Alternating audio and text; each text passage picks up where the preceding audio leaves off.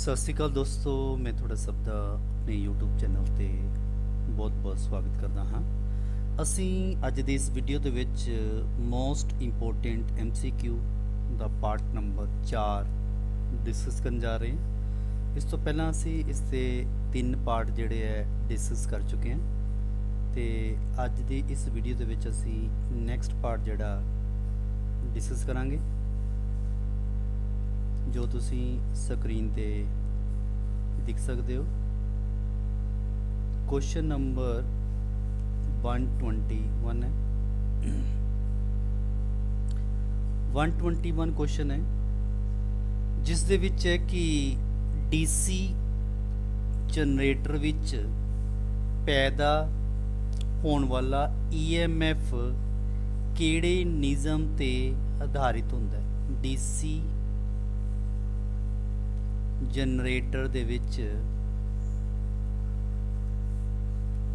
ਜਿਹੜਾ EMF ਪੈਦਾ ਹੁੰਦਾ ਹੈ, ਇੰਡਿਊਸਡ EMF, ਉਹ ਕਿਹੜੇ ਨਿਯਮ ਤੇ ਆਧਾਰਿਤ ਹੈ।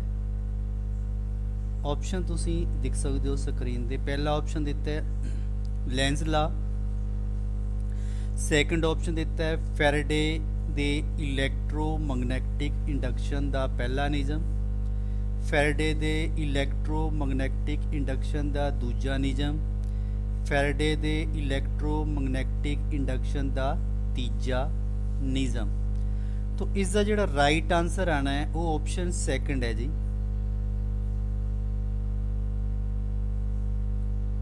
ਕਿ ਫੈਰਾਡੇ ਦਾ ਇਲੈਕਟ੍ਰੋਮੈਗਨੈਟਿਕ ਇੰਡਕਸ਼ਨ ਦਾ ਪਹਿਲਾ ਨਿਯਮ। ਇਹ ਨਿਯਮ ਚ ਕੀ ਹੁੰਦਾ ਹੈ, ਇਹਨੂੰ ਥੋੜਾ ਜਿਹਾ ਡਿਸਕਸ ਕਰ ਲੈਂਦੇ ਹਾਂ ਨੀਚੇ ਅਸੀਂ। ਜਿਸ ਤਰ੍ਹਾਂ ਸਾਡੇ ਕੋਲ ਇੱਕ ਕੁਆਇਲ ਹੈ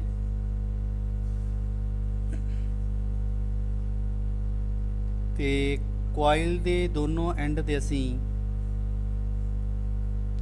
ਗਲਵੈਨੋਮੀਟਰ ਜਿਹੜਾ ਲਗਾ ਲੈਂਦੇ ਆ, ਔਰ ਇਸ ਕੁਆਇਲ ਦੇ ਨੇੜੇ ਅਸੀਂ ਲਿਆਉਂਦੇ ਆ ਜੀ ਮੈਗਨੇਟ।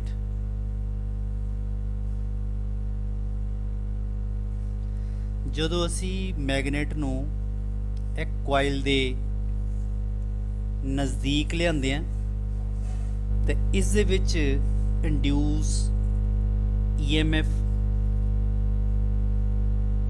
ਪੈਦਾ ਹੁੰਦੀ ਹੈ ਇਸ ਕੁਆਇਲ ਦੇ ਵਿੱਚ, ਔਰ ਇਹਦੀ ਇੰਡੀਕੇਸ਼ਨ ਸਾਨੂੰ ਗਲਵੈਨੋਮੀਟਰ ਤੋਂ ਪਤਾ ਲੱਗਦੀ ਹੈ। ਅਗਰ ਅਸੀਂ ਇਹਨੂੰ ਦੂਰ ਲੈ ਕੇ ਜਾਂਦੇ ਹਾਂ, ਅਗਰ ਅਸੀਂ ਮੈਗਨੇਟ ਨੂੰ ਕੁਆਇਲ ਦੇ ਨਜ਼ਦੀਕ ਲੈ ਕੇ ਆਉਂਦੇ ਹਾਂ ਤੇ ਗਲਵੈਨੋਮੀਟਰ ਦੀ ਡਾਇਰੈਕਸ਼ਨ ਇਸ ਤਰ੍ਹਾਂ ਆ ਜਾਂਦੀ ਹੈ। ਅਗਰ ਅਸੀਂ ਮੈਗਨੇਟ ਨੂੰ ਦੂਰ ਲੈ ਕੇ ਜਾਂਦੇ ਹਾਂ ਤੇ ਇਸ ਦੀ ਜਿਹੜੀ ਡਾਇਰੈਕਸ਼ਨ ਹੈ ਚੇਂਜ ਹੋ ਜਾਂਦੀ ਹੈ, ਦੂਸਰੀ ਸਾਈਡ ਤੇ ਹੋ ਜਾਂਦੀ ਹੈ। तो अगर असी मैगनेट नू नज़दीक नहीं लैके आते तो गलवैनोमीटर की जिहड़ी पोजीशन है वो 0 ते आ जाती है। गलवैनोमीटर करंट की इंडीकेशन दसदा है कि इस कोइल दे विच करंट इंड्यूस होया। अगर गलवैनोमीटर डिफ्लैक्शन करेगा तो सानू क्लीयर हो जाएगा कि इस कोइल दे विच जिहड़ा करंट है वो इंड्यूस हो रहा। इसकी डेफिनेशन करनी होए तो असी फस्ट ला नू इस तरह कह सकते हैं कि जिहड़ा इलैक्ट्रोमैगनैटिक फस्ट ला की गल कर रहे हैं। फस्ट ला दे विच है कि जदों कुआइल ते मैगनेट दे विच रिलेटिव मोशन हुंदी है, जां तुसीं इहनूं इदां लिख सकते हो कि when there is a relative motion between coil and magnet, कि जदों कुआइल ते मैगनेट दे विच रिलेटिव मोशन हुंदी है। रिलेटिव मोशन का मतलब है जां तां कुआइल स्टेशनरी है, मैगनेट मूव कर रहा है, जां मैगनेट स्टेशनरी है ते कुआइल मूव कर रहा है, उन्होंने असीं कहने रिलेटिव मोशन। एक बार मैं फिर रिपीट कर देना कि रिलेटिव मोशन का मीनिंग आ गया कि जां तां कुआइल स्टेशनरी यानी कि एक जगह ते है कोइल, असी मैगनेट नूं घुमा दिंदे आ, ਜਾਂ ਮੈਗਨੇਟ ਨੂੰ ਅਸੀਂ ਇੱਕ ਜਗ੍ਹਾ ਤੇ ਫਿਕਸ ਕਰ ਲੈਂਦੇ ਆ, ਸਟੇਸ਼ਨਰੀ ਕਰ ਦਿੰਦੇ ਆ ਔਰ ਕੁਆਇਲ ਨੂੰ ਮੂਵ ਕਰਾ ਦਿੰਦੇ ਆ। ਔਰ ਇਸ ਰਿਲੇਟਿਵ ਮੋਸ਼ਨ ਦੇ ਨਾਲ ਕੀ ਹੁੰਦਾ ਹੈ ਕਿ ਇਸ ਕੁਆਇਲ ਦੇ ਵਿੱਚ EMF ਇੰਡਿਊਸ ਹੁੰਦੀ ਹੈ, ਇਸ ਕੁਆਇਲ ਦੇ ਵਿੱਚ EMF ਇੰਡਿਊਸ ਹੁੰਦੀ ਹੈ ਔਰ EMF ਇੰਡਿਊਸ ਹੋਣ ਦੇ ਨਾਲ ਇਸ ਕੁਆਇਲ ਦੇ ਵਿੱਚ ਜਿਹੜਾ ਕਰੰਟ ਹੈ ਉਹ ਫਲੋ ਹੁੰਦਾ ਹੈ। ਇਸ ਕੁਆਇਲ ਦੇ ਵਿੱਚ ਜਿਹੜਾ ਕਰੰਟ ਹੈ ਉਹ ਫਲੋ ਹੁੰਦਾ ਹੈ, ਕਿਸ ਦੇ ਕਾਰਨ ਹੁੰਦਾ ਹੈ? EMF इंड्यूस के कारण। तो इसकी अगर डेफिनेशन लिखना चाहे तो लिख भी सकते हैं कि where there is a relative motion, relative motion मैं तुहानूं दस चुके हैं, दोनों विचों एक चीज़ नूं असीं स्टेशनरी रख लेने हैं, ठीक है, स्थिर रख लेने हैं एक जगह ते और दूसरे नूं असीं मूव करा दिंदे हैं, ठीक है जी। और इस दे नाल की होंदा है कि एन EMF इज इंड्यूस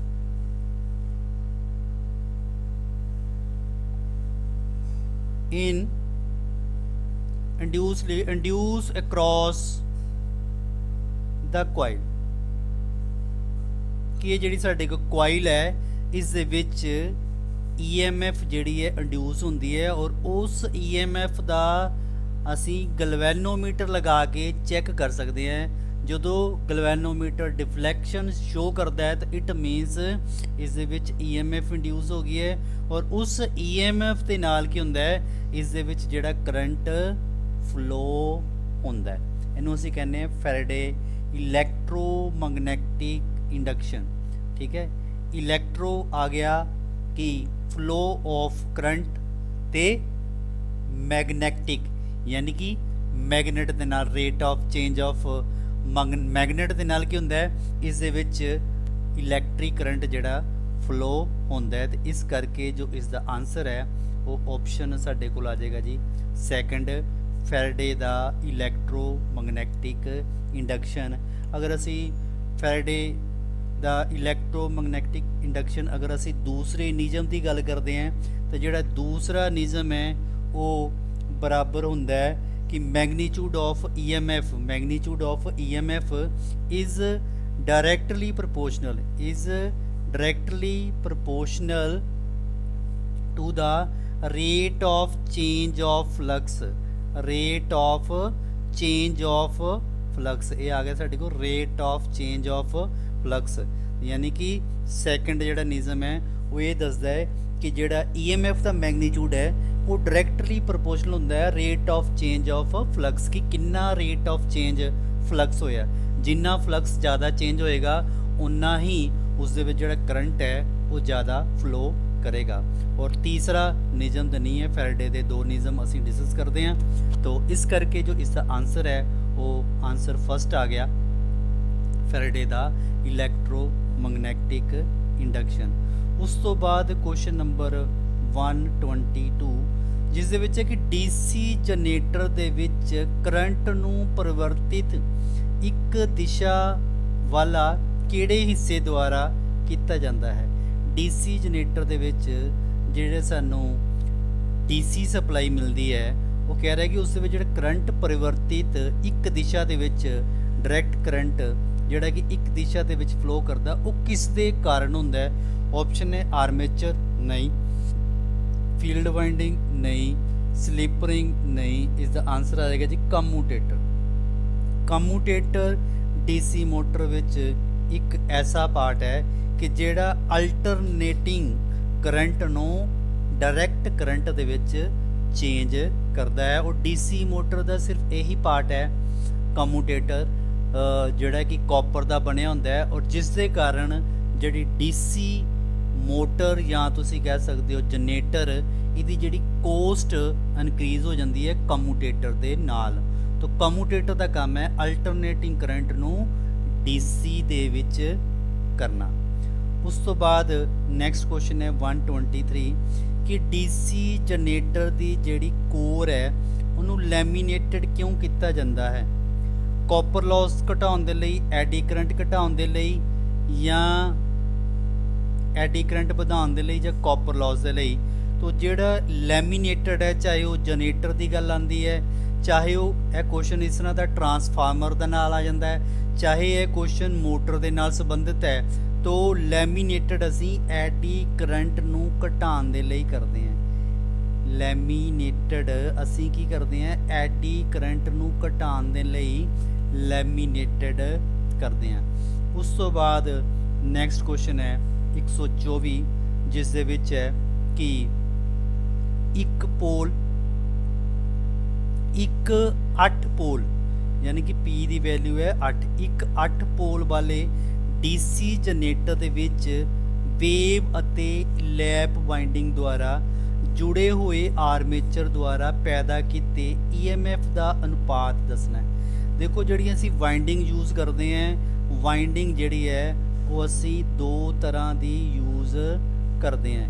ਇੱਕ ਨੂੰ ਅਸੀਂ ਕਹਿੰਦੇ ਹਾਂ ਵੇਵ ਵਾਈਂਡਿੰਗ, ਤੇ ਇੱਕ ਨੂੰ ਅਸੀਂ ਕਹਿੰਦੇ ਹਾਂ ਲੈਪ ਵਾਈਂਡਿੰਗ। ਅਗਰ ਅਸੀਂ ਵੇਵ ਵਾਈਂਡਿੰਗ ਦੀ ਗੱਲ ਕਰੀਏ ਤੇ ਵੇਵ ਵਾਈਂਡਿੰਗ 'ਚ ਕੀ ਹੁੰਦਾ ਹੈ ਕਿ number of parallel path is 2। ਇਹਦੇ ਵਿੱਚ ਜਿਹੜੇ ਨੰਬਰ ਆਫ ਪੈਰਲਲ ਪਾਥ ਹੈ, ਜਿਹਦੇ ਵਿੱਚ number of parallel path A ਦੇ ਨਾਲ ਡਿਨੋਟ ਕਰਦੇ ਹਾਂ, ਇਹਦੀ ਜਿਹੜੀ ਵੈਲਿਊ ਹੈ ਅਸੀਂ ਕਿੰਨੀ ਲੈਂਦੇ ਹਾਂ? 2 ਲੈਂਦੇ ਹਾਂ। ਤਾਂ ਇਹ ਜਿਹੜੀ ਵਾਈਂਡਿੰਗ ਹੈ ਮੋਸਟਲੀ ਉੱਥੇ ਯੂਜ਼ ਕਰਨੀ ਹੈ ਜਦੋਂ ਸਾਨੂੰ ਹਾਈ ਵੋਲਟੇਜ ਤੇ ਲੋ ਕਰੰਟ ਚਾਹੀਦਾ ਹੋਏ। ਪੇਪਰ 'ਚ ਕਈ ਵਾਰੀ ਪੁੱਛਿਆ ਜਾਂਦਾ ਹੈ ਕਿ ਜਿਹੜੀ ਵੇਵ ਵਾਈਂਡਿੰਗ ਹੈ ਉਹ ਕਿੱਥੇ ਯੂਜ਼ ਕਰਦੇ ਆ? ਜਦੋਂ ਸਾਨੂੰ ਹਾਈ ਵੋਲਟੇਜ ਦੀ ਜ਼ਰੂਰਤ ਹੁੰਦੀ ਹੈ, ਹਾਈ ਵੋਲਟੇਜ ਹੋਏ ਤੇ ਲੋ ਕਰੰਟ, ਜਿੱਥੇ ਹਾਈ ਵੋਲਟੇਜ ਤੇ ਲੋ ਕਰੰਟ ਦੀ ਰਿਕੁਆਇਰਮੈਂਟ ਹੋਏ ਉੱਥੇ ਅਸੀਂ ਵੇਵ ਵਾਈਂਡਿੰਗ ਯੂਜ਼ ਕਰਦੇ ਹਾਂ। ਜਾਂ ਇਹ ਕੁਐਸਚਨ ਆ ਜਾਂਦਾ ਹੈ ਕਿ ਹਾਈ ਵੋਲਟੇਜ ਤੇ ਲੋ ਕਰੰਟ ਦੇ ਲਈ ਤੁਸੀਂ ਕਿਹੜੀ ਵਾਈਂਡਿੰਗ ਯੂਜ਼ ਕਰੋਗੇ? ਆਪਸ਼ਨ ਆ ਜਾਏਗਾ ਲੈਪ, ਵੇਵ, ਜਾਂ ਵੇਵ ਐਂਡ ਲੈਪ ਦੋਨੋਂ ਹੀ ਆ ਜਾਏਗਾ। ਇਹ ਤੁਸੀਂ ਯਾਦ ਰੱਖਣਾ ਕੁਐਸਚਨ। ਉਸ ਤੋਂ ਬਾਅਦ ਹੈ ਅਗਰ ਅਸੀਂ ਲੈਪ ਵਾਈਂਡਿੰਗ ਦੀ ਗੱਲ ਕਰਨੇ ਆ ਤੇ ਇਹਦੇ ਵਿੱਚ ਜਿਹੜੇ ਨੰਬਰ ਆਫ ਪੈਥ ਜਿਹਨੂੰ ਅਸੀਂ A ਦੇ ਨਾਲ ਡਿਨੋਟ ਕਰਦੇ ਆ, ਇਹ ਕਿਹਦੇ ਬਰਾਬਰ ਹੁੰਦੇ ਆ? ਨੰਬਰ ਆਫ ਪੋਲ ਦੇ ਬਰਾਬਰ ਹੁੰਦੇ ਆ। ਅਗਰ ਨੰਬਰ ਆਫ ਪੋਲ 8 ਹੈ ਤੇ ਇਹਦੇ ਪੈਰਲਲ ਪਾਥ ਵੀ ਕਿੰਨੇ ਹੋਣਗੇ? 8 ਹੋਣਗੇ। ਵੇਵ ਵਾਈਂਡਿੰਗ 'ਚ ਨੰਬਰ ਆਫ ਪੋਲ ਦੀ ਕੋਈ ਗੱਲ ਨਹੀਂ, ਉਸ ਦੇ ਵਿੱਚ ਜਿਹੜੇ ਉਸ ਦੇ ਵਿੱਚ ਜਿਹੜਾ ਸਾਡੇ ਕੋਲ ਪੈਰਲਲ ਪਾਥ ਹੈ ਉਹ ਅਸੀਂ A ਦੀ ਵੈਲਿਊ ਕਿੰਨੀ ਲੈਣੀ ਹੈ? 2 ਹੀ ਲੈਣੇ ਆ। ਠੀਕ ਹੈ ਜੀ। ਔਰ ਹੁਣ ਇੱਕ ਪੁਆਇੰਟ ਹੋਰ ਰਹਿ ਗਿਆ ਇਹਦਾ ਕਿ ਲੈਪ ਵਾਈਂਡਿੰਗ ਦੇ ਵਿੱਚ ਜਿਹੜੇ ਪੈਰਲਲ ਪਾਥ ਹੈ ਉਹ ਉਹ ਕਿਸ ਦੇ ਬਰਾਬਰ ਹੁੰਦੇ ਆ? ਨੰਬਰ ਆਫ ਪੋਲ ਦੇ ਬਰਾਬਰ। ਔਰ ਇਹਨੂੰ ਕਿੱਥੇ ਯੂਜ਼ ਕਰਦੇ ਆ? ਇਹਨੂੰ ਅਸੀਂ ਯੂਜ਼ ਕਰਦੇ ਆ ਲੋ ਵੋਲਟੇਜ ਤੇ ਹਾਈ ਕਰੰਟ ਵਾਸਤੇ। ਜਿੱਥੇ ਸਾਨੂੰ ਵੋਲਟੇਜ ਘੱਟ ਚਾਹੀਦੀ ਹੈ ਔਰ ਕਰੰਟ ਜ਼ਿਆਦਾ ਚਾਹੀਦਾ ਹੈ ਉੱਥੇ ਅਸੀਂ ਲੈਪ ਵਾਈਂਡਿੰਗ ਜਿਹੜੀ ਹੈ ਉਹ ਯੂਜ਼ ਕਰਦੇ ਹਾਂ। ਹੁਣ ਅਸੀਂ ਕੁਐਸਚਨ ਦੀ ਗੱਲ ਕਰ ਦਈਏ ਕਿ ਇਸ ਦੇ ਵਿੱਚ ਜਿਹੜਾ ਪੁੱਛਿਆ ਗਿਆ ਹੈ ਕਿ ਇੱਕ 8 ਪੋਲ ਵਾਲੇ DC ਜਨਰੇਟਰ ਦੀ ਵੇਵ ਵਾਈਂਡਿੰਗ ਤੇ ਲੈਪ ਵਾਈਂਡਿੰਗ ਦੁਆਰਾ ਜੁੜੇ ਗਏ ਆਰਮੇਚਰ ਦੁਆਰਾ EMF ਦੀ ਰੇਸ਼ੋ ਕਰਨੀ ਹੈ। ਹੁਣ ਵੇਵ ਤੇ ਲੈਪ ਦੀ ਗੱਲ ਕਰੇ ਕਰਦਾ ਤੇ ਵੇਵ ਵਿੱਚ ਜਿਹੜੇ ਪੈਰਲਲ ਪਾਥ ਹੈ ਕਿੰਨੇ ਹੋਣੇ ਆ? 2। ਤੇ ਲੈਪ ਵਿੱਚ ਕਿਹਦੇ ਬਰਾਬਰ ਹੋਣੇ ਆ? ਨੰਬਰ ਆਫ ਪੋਲ ਦੇ ਬਰਾਬਰ। ਇਹ ਕਿੰਨੇ ਆ ਗਏ ਜੀ? 8। ਇਹਦੀ ਅਸੀਂ ਰੇਸ਼ੋ ਜਿਹੜੀ ਹੈ ਨਿਕਾਲਣੀ ਹੈ ਤੇ 2 ਏਕਮ 2 ਤੇ 4 ਦੂਣੀ 8, 2 ਏਕਮ 2 ਤੇ 4 ਦੂਣੀ 8। ਤੇ ਇਸ ਦਾ ਜੋ ਆਨਸਰ ਆਪਸ਼ਨ ਲਾਸਟ ਆ ਜਾਏਗਾ 1:4। ਇਹ ਇਸ ਦਾ ਰਾਈਟ ਆਨਸਰ ਹੈ। ਨੈਕਸਟ ਕੁਐਸਚਨ ਹੈ 125, ਜਿਸ ਦੇ ਵਿੱਚ ਹੈ ਕਿ ਲੈਪ ਕਿਸਮ ਦੀ ਜਿਹੜੀ ਵਾਈਂਡਿੰਗ ਹੈ ਕਿਸ ਹਾਲਤ ਦੇ ਵਿੱਚ ਵਰਤੀ ਜਾਂਦੀ ਹੈ? ਇਹ ਅਸੀਂ ਪਹਿਲਾਂ ਹੀ ਡਿਸਕਸ ਕਰ ਚੁੱਕੇ ਹਾਂ। ਇਸ ਤਰ੍ਹਾਂ ਦਾ ਕੁਐਸਚਨ ਆਉਂਦਾ ਹੈ ਕਿ ਜਿਹੜੀ ਲੈਪ ਕਿਸਮ ਦੀ ਜਿਹੜੀ ਵਾਈਂਡਿੰਗ ਹੈ ਉਹਨੂੰ ਕਦੋਂ ਵਰਤਦੇ ਆ? ਕਿਸ ਹਾਲਤ ਵਿੱਚ ਵਰਤਦੇ ਆ? ਜਦੋਂ ਸਾਨੂੰ ਘੱਟ ਵੋਲਟੇਜ ਤੇ ਜ਼ਿਆਦਾ ਕਰੰਟ ਦੀ ਜ਼ਰੂਰਤ ਹੋਏ। ਘੱਟ ਵੋਲਟੇਜ ਤੇ ਜ਼ਿਆਦਾ ਕਰੰਟ ਦੀ ਜ਼ਰੂਰਤ ਹੋਏ ਉੱਥੇ ਅਸੀਂ ਲੈਪ ਵਾਈਂਡਿੰਗ ਜਿਹੜੀ ਹੈ ਯੂਜ਼ ਕਰਦੇ ਹਾਂ। ਉਸ ਤੋਂ ਬਾਅਦ ਨੈਕਸਟ ਕੁਐਸਚਨ ਆ ਗਿਆ ਸਾਡੇ ਕੋਲ 126, ਜਿਸ ਦੇ ਵਿੱਚ ਹੈ ਕਿ ਆਰਮੇਚਰ ਦੀ ਜਿਹੜੀ ਵਾਈਂਡਿੰਗ ਹੈ ਉਹ ਕਿਹੜੀ ਕਿਸਮ ਦੀ ਹੁੰਦੀ ਹੈ? तो ਆਰਮੇਚਰ ਦੀ ਵਾਈਂਡਿੰਗ ਤੁਹਾਨੂੰ ਦੱਸਿਆ ਕਿ ਦੋ ਤਰ੍ਹਾਂ ਦੇ ਹੀ ਵਾਈਂਡਿੰਗ ਯੂਜ਼ ਕਰਦੇ ਆ, ਲੈਪ ਜਾਂ ਵੇਵ। तो ਆਰਮੇਚਰ ਦੀ ਜਿਹੜੀ ਵਾਈਂਡਿੰਗ ਹੈ ਉਹ ਲੈਪ ਵਿੱਚ ਵੀ ਹੋ ਸਕਦੀ ਹੈ ਤੇ ਵੇਵ ਦੇ ਵਿੱਚ ਵੀ ਹੋ ਸਕਦੀ ਹੈ, ਤੇ ਆਪਸ਼ਨ ਲਾਸਟ ਜੋ ਹੈ ਇਸ ਦਾ ਰਾਈਟ ਆਨਸਰ ਆ ਜਾਏਗਾ। ਉਸ ਤੋਂ ਬਾਅਦ ਨੈਕਸਟ ਕੁਐਸਚਨ ਹੈ 27 127, ਜਿਸ ਦੇ ਵਿੱਚ ਹੈ ਕਿ ਸੀਰੀਜ਼ ਜਨਰੇਟਰ ਕਿਸ ਕੰਮ ਦੇ ਲਈ ਵਰਤੇ ਜਾਂਦੇ ਹਨ। ਸੀਰੀਜ਼ ਜਨਰੇਟਰ ਇਲੈਕਟ੍ਰੋਪਲੇਟਿੰਗ ਵਾਸਤੇ ਨਹੀਂ, ਬੈਟਰੀ ਚਾਰਜਿੰਗ ਵਾਸਤੇ ਨਹੀਂ, ਇਹਨੂੰ ਅਸੀਂ ਯੂਜ਼ ਕਰਦੇ ਹਾਂ ਬੂਸਟਰ ਦੇ ਵਾਸਤੇ। ਕਿਹਦੇ ਵਾਸਤੇ ਯੂਜ਼ ਕਰਦੇ ਹਾਂ? ਬੂਸਟਰ ਦੇ ਵਾਸਤੇ।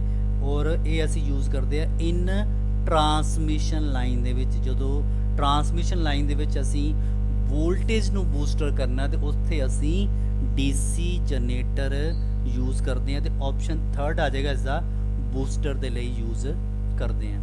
ਉਸ ਤੋਂ ਬਾਅਦ ਨੈਕਸਟ ਕੁਐਸਚਨ ਆ ਗਿਆ ਸਾਡੇ ਕੋਲ 128, ਜਿਸ ਦੇ ਵਿੱਚ ਹੈ ਕਿ ਮੋਟਰਾਂ ਵਿੱਚ ਵਰਤੇ ਜਾਣ ਵਾਲੇ ਬੁਰਸ਼ ਕਿਹੜੇ ਪਦਾਰਥ ਦੇ ਬਣੇ ਹੁੰਦੇ ਹਨ।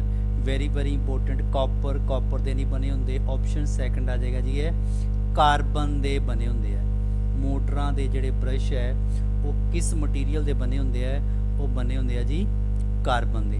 ਉਸ ਤੋਂ ਬਾਅਦ ਨੈਕਸਟ ਕੁਐਸਚਨ ਹੈ 129, ਜਿਸ ਦੇ ਵਿੱਚ ਹੈ ਕਿ ਡੀਸੀ ਸੀਰੀਜ਼ ਮੋਟਰ ਕਿਸ ਤਰ੍ਹਾਂ ਦੇ ਕੰਮ ਦੇ ਲਈ ਵਰਤੀ ਜਾਂਦੀ ਹੈ। ਡੀਸੀ ਸੀਰੀਜ਼ ਮੋਟਰ ਜਿੱਥੇ ਘੱਟ ਸਟਾਰਟਿੰਗ ਟਾਰਕ ਕੋਈ ਨਹੀਂ, ਇਹਦਾ ਆਪਸ਼ਨ ਸੈਕੰਡ ਆ ਗਿਆ। ਜਿੱਥੇ ਜ਼ਿਆਦਾ ਸਟਾਰਟਿੰਗ ਟਾਰਕ ਚਾਹੀਦਾ ਹੋਏ ਉੱਥੇ ਅਸੀਂ ਡੀਸੀ ਸੀਰੀਜ਼ ਮੋਟਰ ਯੂਜ਼ ਕਰਦੇ ਹਾਂ। ਕਿੱਥੇ ਅਸੀਂ ਯੂਜ਼ ਕਰਦੇ ਹਾਂ? ਟਰੈਕਸ਼ਨ ਸਿਸਟਮ ਯਾਨੀ ਕਿ ਰੇਲਵੇ ਸਿਸਟਮ ਦੇ ਵਿੱਚ ਅਸੀਂ ਡੀਸੀ ਸੀਰੀਜ਼ ਮੋਟਰ ਯੂਜ਼ ਕਰਦੇ ਹਾਂ। ਕਰੇਨ ਦੇ ਵਿੱਚ ਯੂਜ਼ ਕਰਦੇ ਹਾਂ, 에ਅਰ ਕੰਪਰੈਸਰ 'ਚ ਯੂਜ਼ ਕਰਦੇ ਹਾਂ, ਵੈਕਿਊਮ ਕਲੀਨਰ ਦੇ ਵਿੱਚ ਯੂਜ਼ ਕਰਦੇ ਹਾਂ, ਲਿਫਟਾਂ ਦੇ ਵਿੱਚ ਅਸੀਂ ਡੀਸੀ ਸੀਰੀਜ਼ ਮੋਟਰ ਜਿਹੜੀ ਹੈ ਉਹ ਯੂਜ਼ ਕਰਦੇ ਹਾਂ। ਉਸ ਤੋਂ ਬਾਅਦ ਨੈਕਸਟ ਕੁਐਸਚਨ ਆ ਗਿਆ ਸਾਡੇ ਕੋਲ 130 ਨੰਬਰ, ਕਿ ਜਿਸ ਦੇ ਵਿੱਚ ਹੈ ਕਿ ਡੀਸੀ ਸ਼ੰਟ ਮੋਟਰ ਦੀ ਜਿਹੜੀ ਸਪੀਡ ਹੈ ਉਹ ਕਿਸ ਤਰ੍ਹਾਂ ਦੀ ਹੁੰਦੀ ਹੈ। ਉਹਦੀ ਸਪੀਡ ਜਿਹੜੀ ਹੈ ਬਦਲਦੀ ਰਹਿੰਦੀ ਹੈ ਜਾਂ ਇੱਕਸਾਰ ਸਪੀਡ ਰਹਿੰਦੀ ਹੈ, ਜਿਹਨੂੰ ਅਸੀਂ ਕਹਿੰਦੇ ਆ ਕੌਨਸਟੈਂਟ ਸਪੀਡ। ਡੀਸੀ ਸ਼ੰਟ ਮੋਟਰ ਦੀ ਜਿਹੜੀ ਸਪੀਡ ਹੁੰਦੀ ਹੈ ਉਹ ਕੌਨਸਟੈਂਟ ਹੁੰਦੀ ਹੈ, ਇਹ ਯਾਦ ਰੱਖਣਾ। ਆਪਸ਼ਨ ਸੈਕੰਡ ਇਸ ਦਾ ਆਨਸਰ ਆ ਜਾਏਗਾ ਇੱਕਸਾਰ ਸਪੀਡ। ਉਸ ਤੋਂ ਬਾਅਦ ਨੈਕਸਟ ਕੁਐਸਚਨ ਹੈ 131 ਨੰਬਰ ਹੈ, ਜਿਸ ਦੇ ਵਿੱਚ ਹੈ ਕਿ ਡੀਸੀ ਸੀਰੀਜ਼ ਮੋਟਰ ਦੀ ਸਪੀਡ ਅਗਰ ਅਸੀਂ ਕੰਟਰੋਲ ਕਰਨੀ ਹੈ, ਰਜਿਸਟੈਂਸ ਕਿਸ ਤਰ੍ਹਾਂ ਲਗਾਵਾਂਗੇ। ਡੀਸੀ ਸੀਰੀਜ਼ ਮੋਟਰ, ਠੀਕ ਹੈ।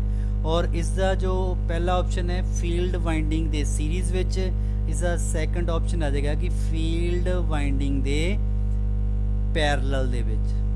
ਫੀਲਡ ਵਾਈਂਡਿੰਗ ਦੇ ਪੈਰਲਲ ਦੇ ਵਿੱਚ ਅਸੀਂ ਰਜਿਸਟੈਂਸ ਲਗਾਵਾਂਗੇ ਤਾਂ ਉਹਦੀ ਜਿਹੜੀ ਸਪੀਡ ਹੈ ਉਹ ਅਸੀਂ ਕੰਟਰੋਲ ਕਰ ਸਕਦੇ ਹਾਂ। ਇਹ ਅਸੀਂ ਯੂਜ਼ ਕਰਦੇ ਹਾਂ ਸੈਂਟਰੀਫਿਊਗਲ ਪੰਪ ਦੇ ਵਿੱਚ, ਲੇਥ ਮਸ਼ੀਨ ਦੇ ਵਿੱਚ, ਸਪਿਨਿੰਗ ਮਸ਼ੀਨ ਦੇ ਵਿੱਚ।